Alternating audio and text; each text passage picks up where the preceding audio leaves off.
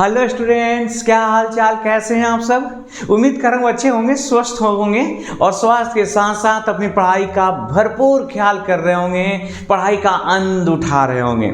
Students, मुझे एक बात बतानी है आपको कि हमने इसके पहले आपके लिए एक ऑक्सीडेशन नंबर पर वीडियो बनाया कोऑर्डिनेशन कंपाउंड को लेकर, फिर हमने वीडियो नंबर 2 बनाया और वो था सिंपल मॉलिक्यूल्स के लिए। सिंपल मॉलिक्यूल्स का जब मैं वीडियो बना रहा था तो उसका एक हिस्सा रिकॉर्ड होने से बच गया, तो उसके लिए मुझे आज एक दोबारा वीडियो बनाना पड़ रहा है। तो इस वीडियो में भी हम आपको ऑक्सीडेशन नंबर कैसे कैलकुलेट करें यही बताने वाले हैं। लेकिन एक बात मुझे कहनी है आपसे, अगर आप इस वीडियो को देख रहे हैं और वीडियो नंबर अगर आपने 2 नहीं देखा ऑक्सीडेशन नंबर का, तो प्लीज आप पहले वीडियो नंबर 2 देखिए, नहीं तो शायद ये वीडियो आपको नहीं समझ में आएगा, क्योंकि इस वीडियो में मैं केवल कैलकुलेशन करने वाला हूं। और वीडियो नंबर 1 में हमने आपको रूल्स बताए हैं, ऑक्सीडेशन नंबर कैसे कैलकुलेट किए जाते हैं, सारे रूल्स हमने डिटेल में बताए हुए हैं। तो पहले उस वीडियो को देखें, फिर इस वीडियो को देखें।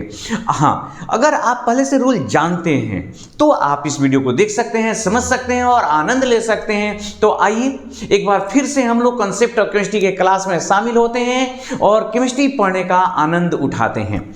स्टूडेंट्स, हमने बोर्ड पे कुछ क्वेश्चन लिख रखा है, सबसे पहले इसको हल करते देखते हैं इसका ऑक्सीडेशन नंबर क्या और कितना होता है।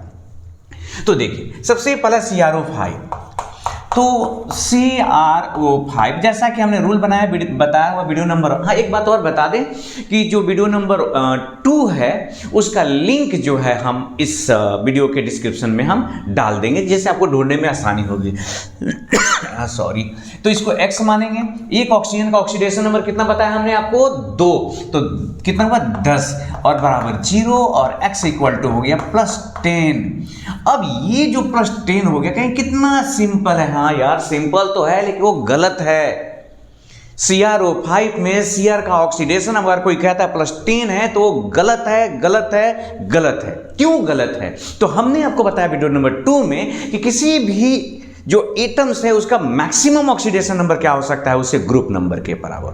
और मिनिमम के बारे में तो फिलहाल छोड़ देते हैं, लेकिन मैक्सिमम कितना होता है, ग्रुप नंबर के बराबर। मिनिमम भी जान लेंगे, कोई बड़ी चीज नहीं है, ग्रुप नंबर -8 कर देते हैं तो मिनिमम निकल आता है। तो क्रोमियम जो है क्या ग्रुप नंबर 10 में है? जवाब है नहीं, ये तो ग्रुप नंबर 6 में है। अतः इसका 10 जो है ये नॉट पॉसिबल। सवाल है कि अगर ये नहीं पॉसिबल है तो फिर इसका ऑक्सीडेशन नंबर तब क्या हो? तो इसके लिए आपको इसका स्ट्रक्चर जानना होगा।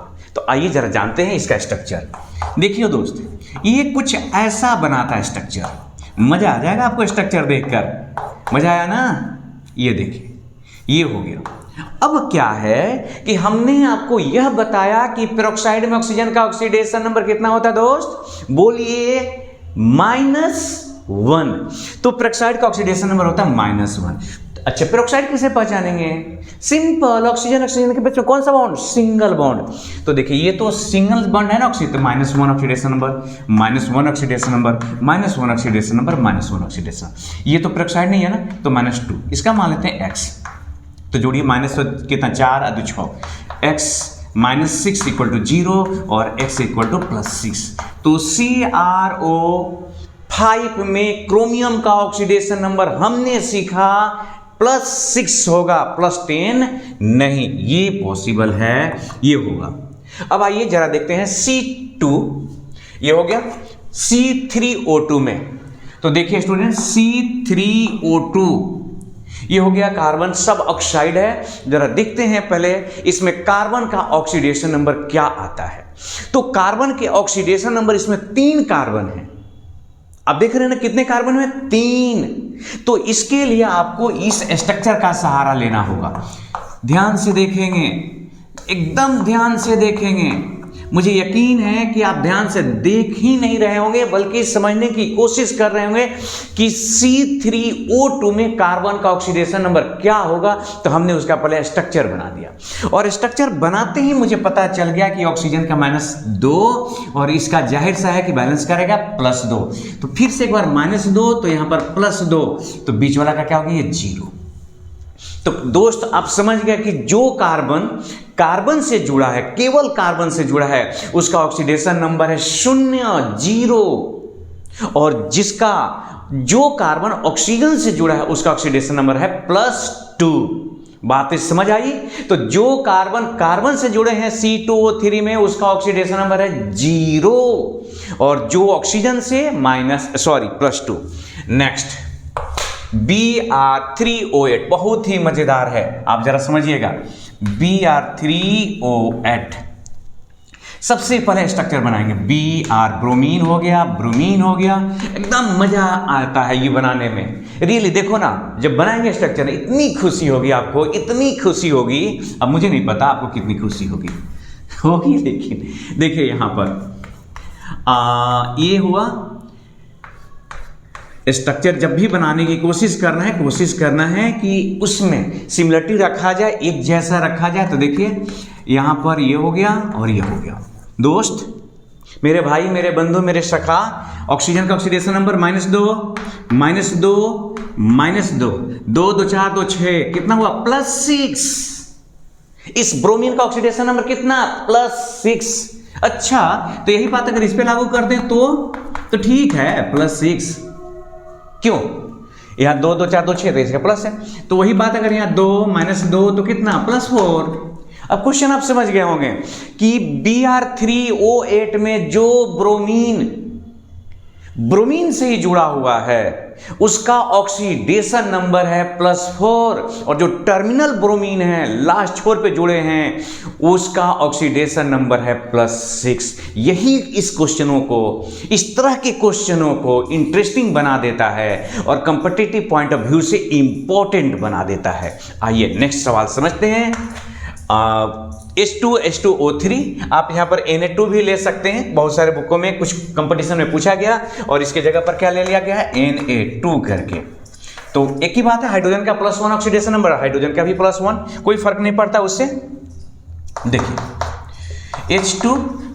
H2O3 दोस्त, ये हाइड्रोजन है, ऑक्सीजन है, सल्फर है, 2 सल्फर है ना। तो एक सल्फर को मैंने ऑक्सीजन की तरह खांसी आ रहा है, माफ करेंगे मुझे, इसमें कुछ मैं नहीं कर सकता, आ रहा है खांसी। तो ये हो गया आपका। और ये जो देखिए सॉरी, मुझे माफ करेंगे, एक 2 3 ऑक्सीजन हो गया, हाइड्रोजन 2 हैं, तो एक को इधर हमने लगा लिया, 3 गो ऑक्सीजन हो गया। चलिए ठीक है,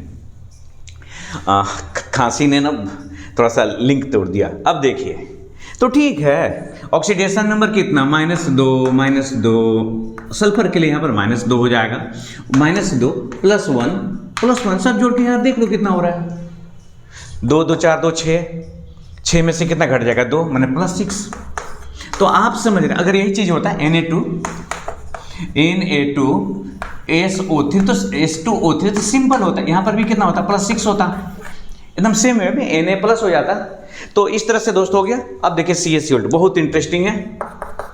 CaOCl2 जरा ध्यान से देखिएगा, ध्यान से, कई बार विभिन्न कंपटीशन में पूछा जा चुका है। CaOCl और ये हो गया Cl।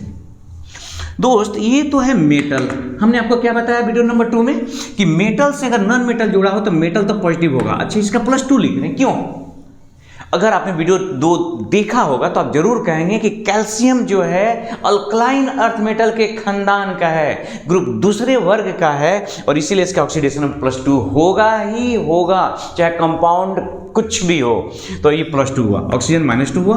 तो अब जरा ध्यान से देखेंगे, ये ऑक्सीजन से जुड़ा है तो ऑक्सीजन जो है मोर इलेक्ट्रोनेगेटिव देन क्लोरीन, तो ये हो जाएगा यहाँ पर +1 और ये हो जाएगा -1। यहाँ माइनस क्यों? क्योंकि ये मेटल से जुड़ा है ना, तो मेटल के साथ जब जुड़ा रहेगा तो ये नेगेटिव होगा।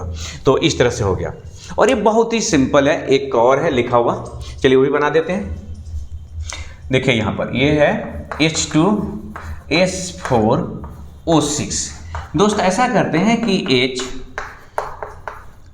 जरा देखिएगा कितना इंटरेस्टिंग है ये सब बनाना, रियल बनाने में भी मजा आता है,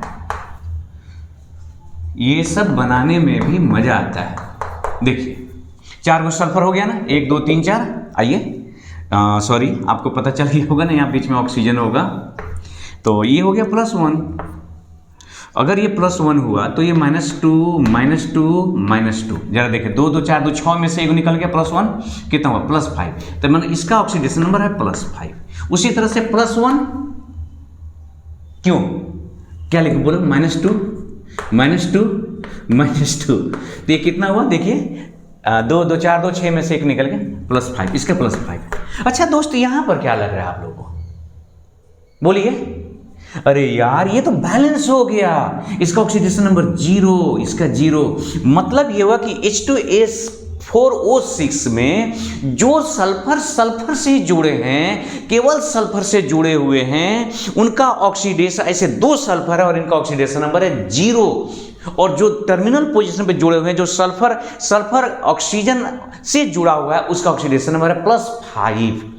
तो इस तरह से कुछ क्वेश्चंस होते हैं जिसका स्ट्रक्चर बनाना पड़ता है, स्ट्रक्चर बनाने से क्लियर होता है, क्योंकि इसमें सभी तरह जो चारों सल्फर हैं, आप देख रहे हैं कि सबका ऑक्सीडेशन नंबर एक जैसा नहीं है, लेकिन ज़्यादातर जो कंपाउंड होते हैं उसमें से ऑक्सीडेशन नंबर एक जैसे। मान लीजिए कि हमने एक और लिया यहाँ पर और Fe3O8 लिया, चलिए ठीक है। तो अगर Fe का निकालना चाहते हैं तो Fe3O8 में, तो Fe के लिए 3x हो गया क्योंकि 3 है, और 4 दूनी 8 बराबर 0, और x इक्वल टू कितना हो गया, +8/3 हो गया। तो इसका मतलब ये हुआ कि इसमें तीनों जो आयरन के एटम्स आप दिख रहे हैं उसका ऑक्सीडेशन नंबर सेम है। अब प्रत्येक का कितना है, एक आयरन का वो है +8/3।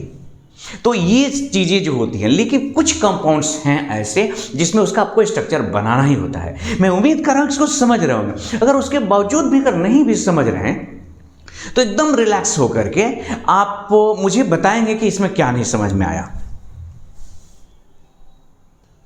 तो स्टूडेंट्स, आपको बेहतर बनाने के लिए हमने कुछ प्रॉब्लम फॉर प्रैक्टिस दे दिया है, जिसके नीचे हमने अंडरलाइन कर दिया है ना, उसका ऑक्सीडेशन नंबर आपको कैलकुलेट करना है और पता लगाना है कि उसका ऑक्सीडेशन नंबर क्या है। तो ये तो आपके लिए होमवर्क हो गया, आपका ये ड्यूटी हो गया। मैं आपको कुछ और एक बात बता दूं, मेरा मन नहीं मान रहा, सोचे कुछ और बातें हो ही जाए। पहले तो मैं आपको एक बात बता, अच्छा चलिए इस टाइप के एक क्वेश्चन आपको मैं बता दे रहा हूं यहां से। जैसे लिखा है CaClO2 होल 2।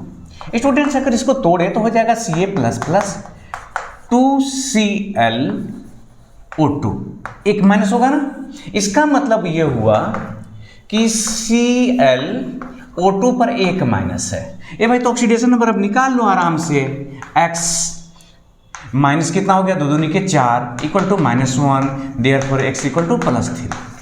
सिंपल, इस तरह से आप बाकी निकालें। चलिए मैं एक दूसरी बात एक्चुअली बताने वाला था। मैं आपको बताने वाला था कि ऑक्सीडेशन नंबर का संबंध आपकी एसिडिक स्ट्रेंथ से भी है।